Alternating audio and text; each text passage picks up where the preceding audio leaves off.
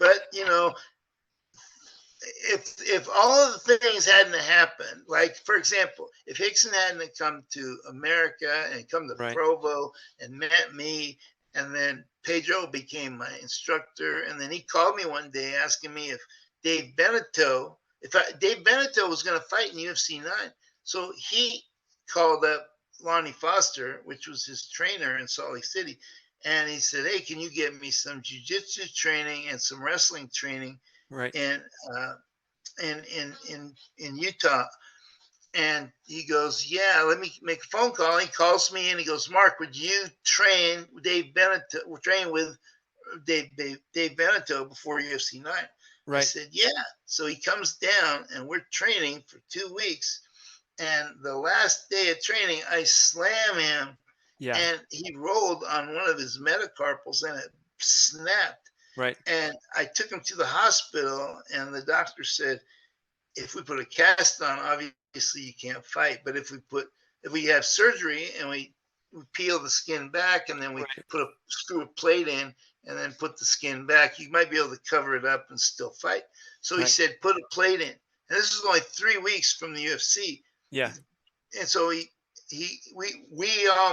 went to the UFC in Detroit to be his corner man, to Right. throw in the towel in case he got in trouble with that hand, because I knew he was going to get in trouble with that hand. Sure. So we went to Detroit, me, Pedro, and Lonnie Foster, and a couple of other Pedro students went there. And one of Pedro's students brought a size 10 wrestling shoe with him, just by coincidence. But anyway, we go into the press conference, and the somebody had ratted Dave out, said his hand was broke. So the doctor came over to Dave and took a look at his hand, and then he brought Meyerowitz over, and Meyerowitz said, "You're done. You're not fighting." Right. You're being called human fighting. It was Yeah. excessive, Sure. brutal. And he goes, "How do you think it's going to look?" So and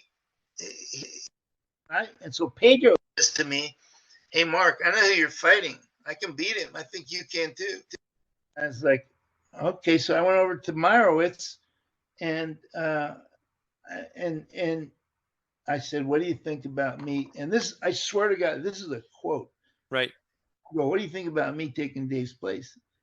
And he said, and I quote, Right. "Oh, that's a great idea. You're an Olympic champion. When you lose, it'll be even better." It's like, why you have to say that?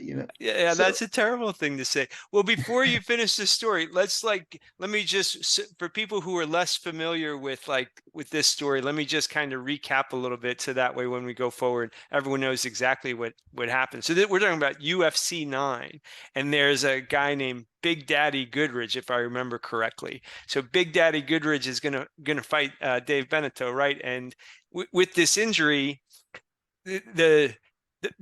I'm of the mind it's good that Dave didn't have to fight. I think it could have really, it was a good idea to keep him from fighting. But now you weren't expected to fight, and you get tapped as like you're going to be the guy to go in there. I know you, at this point in your life, you've been in all kinds of confrontations, athletically, all kinds of matches and fights. Did it rattle you though? I mean, there's, at this time in the UFC, there's certainly the rules. If there were rules, I can't recall anything you couldn't do. And as tough a person as you were, were you rattled, or were you confident? How did you feel at that time? Like, what was your mindset? well, there's 2 rules that you could not do. You couldn't gouge eyes, and Okay. you couldn't bite. But Okay. everything else, they made a new rule that day. That day. It said if you can wear shoes, but if you do, we're not going to let you kick. Okay. So I decided to wear. Well, one of Pedro's students just coincidentally brought a size 10 wrestling shoe with him. Right. I didn't bring anything with me except a pair of Olympic trunks to work out with the Brazilians. Right. But this student of his brought a size 10, and so he gave me those. So when I went over to Meyerowitz and I said, "Hey, what do you think about me taking Dave's place?" He goes, oh, it's a great idea. When you lose, you'll be even better. And I said, can you give me a night to think about it? And he goes, yeah. So they wake me up at all hours of the night asking me for a decision. They're pressuring me really hard. And I keep Sure. telling them, you guys need to leave me alone. I need sleep. If I'm going to fight next day, you guys got to let me sleep. Right. So they let me sleep till 10 a.m. Okay. And then they called me and said, we got to have a decision right now or we're getting someone else.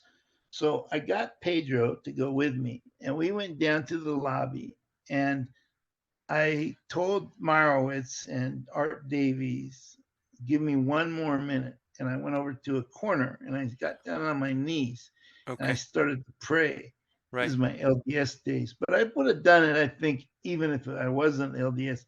Right. So I prayed and I had this my brother had been murdered Yes. 4 months just prior to this by John DuPont, the guy who ruined my wrestling, my motivation to wrestle. Right. And so I am praying, and while I'm praying, I had this feeling. It's hard to explain, but it was like my brother was around me Yes. somehow, Yeah. and he was telling me, "You have to do this." Right. And so I got up. I said, I'll do it. And I told Pedro, I go, I'll do it. And we went back to the thing. We signed the contract. Me and Pedro went outside and we did some wind sprints to warm up. And Right. then Dave Beneteau gave me his cup and his mouth guard, I think. And then this guy, Andrew, the student of Pedro's, gave me those wrestling shoes. And then I had an AIDS test, and it was a real quick turnaround. And 8 hours later, I'm in the octagon fighting, Yeah. and I won. And now Gary Goodrich and I are great friends. He's one Yeah. of my best friends.